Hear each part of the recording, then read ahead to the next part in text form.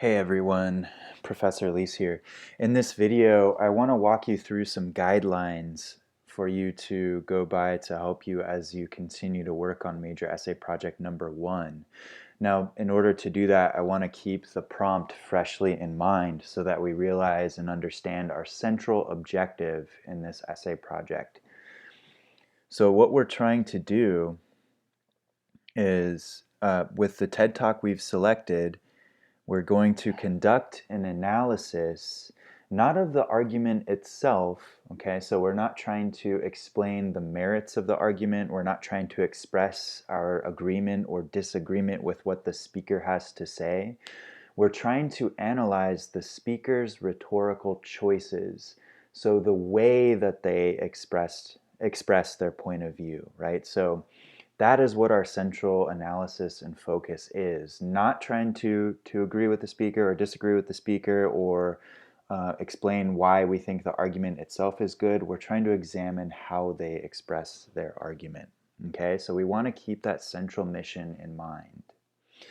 Now, in order to address this, there's some things that we want to think about. We're not trying to go through the entire speech as a whole and point out every single detail that the speaker does well or every single thing that the speaker does well. There's just not enough room in this essay project to do that. So we're going to have to make some choices in what we want to focus on in our analysis. And so in order to do that, I want you to focus on no more than 2 key examples or moments in the speech that best demonstrate why you think the speaker's presentation is effective or ineffective overall. Okay, you're not trying to go through start to finish and point out every detail that you think is good or bad. You're trying to focus on 2 maximum main representative examples from the speech. Now within that, you need to analyze how ethos, pathos, logos, and kairos are all working in concert or working together in order to make that example so effective. Or if you're going the alternative route and examining how speech is ineffective, you're going to show the reverse, how the speaker doesn't show adequate awareness for those 4 rhetorical devices in that given moment. But as I suggested, it's going to make your life a little bit easier if you're actually analyzing a speech that you think is effective. So I'm going to focus on that in my suggestions here. So we want to keep that in mind. The representative moments that you focus on should be no more than a couple minutes of speech time. You're not going to go through and look at every single detail throughout the whole speech, okay? So one other thing that we're challenged to do in this is we're challenged to have a coherent and purposeful structure and organization that resists the limiting nature of the 5-paragraph essay, right? So we're not trying to fall back into those familiar patterns of organization where we have our introduction and then 3 body paragraphs and then a conclusion that just summarizes what you just explored in your essay. No, we want to have a structure that's going to be much more sophisticated than that. So I understand that many of us might feel a little lost or anxious when we are taking the 5-paragraph method away, right? That's something that we've grown really used to, and so it can be a bit daunting and confusing if we don't know how else to approach organization of our essay. So I have some guidelines for you to focus on as you continue to work on this. So let's go ahead and take a look at these guidelines. Now for your introduction, get to the point, okay? So we don't need to have any sort of sweeping generalizations or any kind of grand preambles about the speaker's content. Since the beginning of time, humanity has always wondered about procrastination. We don't need to do that. That's a carryover, the 5-paragraph essay structure. In other words, that's that pesky hook, which is kind of a cheesy thing. We're going to expand our toolbox. So I want you all to get rid of that notion that you need to have this big giant sweeping general introduction. Get to the point and zero right in on your TED Talk. Okay, so your introduction should be a brief but detailed summary of the TED Talk. Okay, so what is the speaker's overall message and how does that speaker support this message? Okay, so in other words, what are the main overall reasons or examples that the speaker brings up in order to get their point across? You don't need to go in painstaking detail here. All you need to do is paint a clear picture for your reader, especially readers who have not seen that TED Talk, so that they understand what the main focus of the TED Talk is. They understand the general gist of it, okay? So this introduction, your brief but detailed summary, aim for approximately 250 words in length. That's a guideline, of course, and some of you might choose to break your intro into 2 paragraphs. That's fine. An introduction does not need to only be 1 paragraph. It really depends on the length of your overall essay, what you're trying to accomplish. So for our purposes, 1 to 2 paragraphs, but within that introduction, you're going to focus on giving us a detailed but brief summary of the TED Talk. So I want you all to use this phrase as the start of your first sentence of your essay, because it's a really clean way of introducing a source. And so I want you to get in the habit of doing this because we're practicing that. So I want you to start your essay in this way. So you can follow this pattern. What you do is plug in the title of your own TED Talk and then plug in the name of your speaker. So in such and such TED Talk, such and such speaker explains, argues, conveys, discusses, whatever verb you want to use, and then you can go ahead and give us a sentence of what the overall TED Talk is about, and then from there you can go into extrapolating your summary a little bit. So I have an example here using the Tim Urban TED Talk that you all took a look at. Inside the Mind of a Master Procrastinator, Tim Urban delivers an engaging TED Talk where he analyzes and explains the inner workings of a procrastinator's mind. So in my hypothetical essay, this would be my very first sentence, okay? And then from there, I would then extrapolate that out and show how he develops that argument, just to paint a clear picture for my readers, okay? So you could use this as an example, but you would just plug in the title of your own TED Talk and then the name of the speaker of the TED Talk there, and then from there you can kind of go ahead and tailor it as you see fit. Pay attention to the punctuation, pay attention to the wording. I didn't say in such and such TED Talk by so-and-so speaker. I just said inside the Mind of a Master Procrastinator, Tim Urban delivers. So there's no by there, the comma goes inside the quotation marks. There's no comma there. Pay attention to that stuff and get in the habit of those finer details there. And then in your introduction, you'd want to include your working thesis at the end. And so your working thesis, meaning that it's not set in stone. Obviously, your argument is going to get more concrete as you continue to work on your essay and develop your ideas. And so you need to be flexible with your thesis. But for the drafting phase of our essays, we want to have a working thesis. So the thesis should be your overall claim of the speaker's effectiveness, with one overarching umbrella reason for why you have that claim, okay?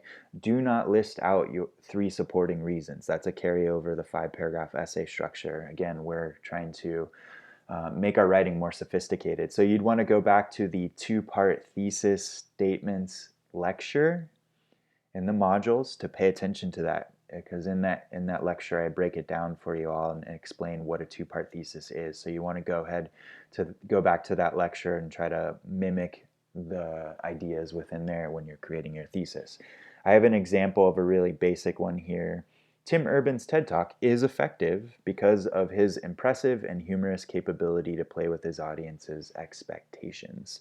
So here is my claim. I claim that Tim Urban's TED Talk is effective. That's my opinion about it.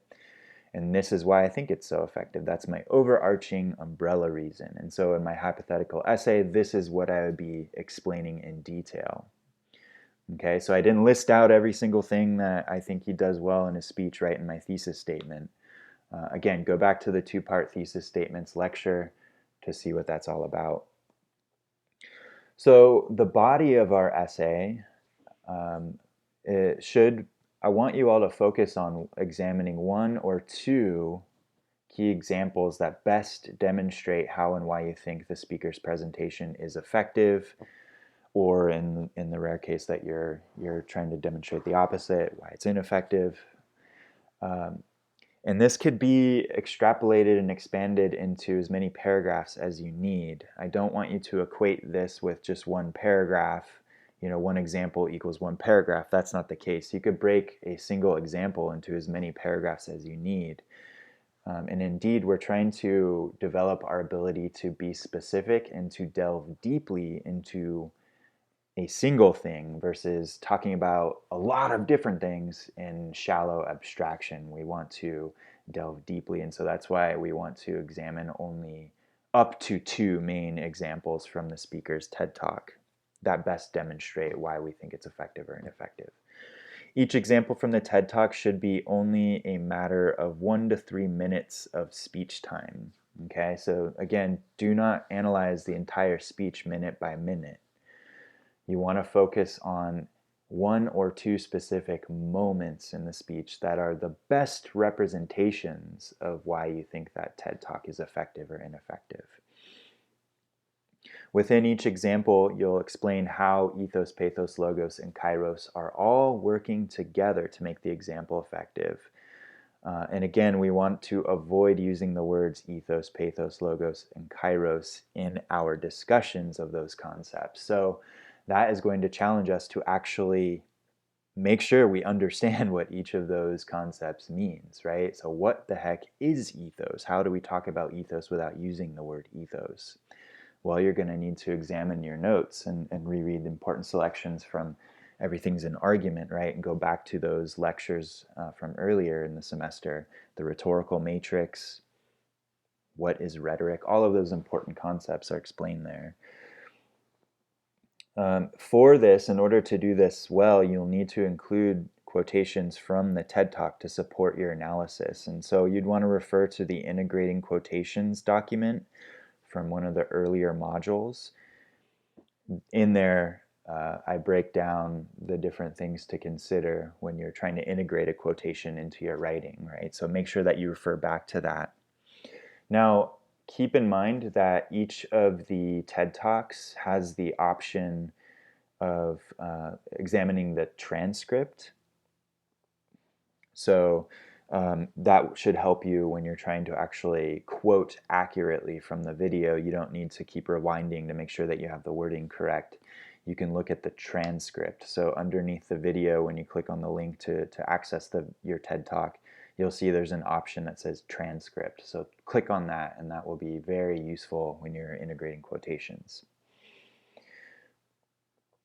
Okay, so that is what the general things for the body of your essay. And again, this can be as many paragraphs as you need. Do not equate each example with only one paragraph.